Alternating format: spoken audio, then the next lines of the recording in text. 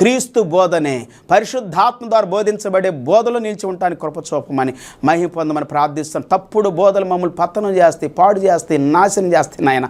అవును తండ్రి, మాటలే ప్రభువా నాయన, బోధలే ప్రభువా నాయన, లోతైన కడుపులోకి వెళ్తాయి అన్నావు తండ్రి. అవి పాడు చేస్తాయి అన్నావు, పతనం చేస్తాయి అన్నావు తండ్రి. చాటుగా చెప్పిన మాటలు ఎంతోమంది చాటుగా చెబుతున్నారు, తప్పుడుగా చెబుతున్నారు, వక్రముగా చెబుతూ ఉన్నారు నాయన, అవినీతిగా మాట్లాడుతున్నారు, జీవిస్తూ ఉన్నారు తండ్రి.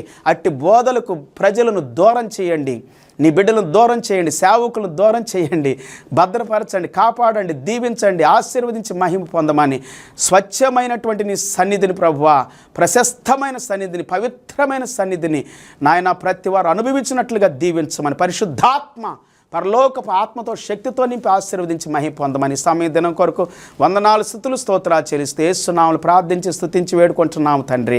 ఆమేన్. Praise the Lord. అందరూ ప్రభుపేట హృదయపూర్వక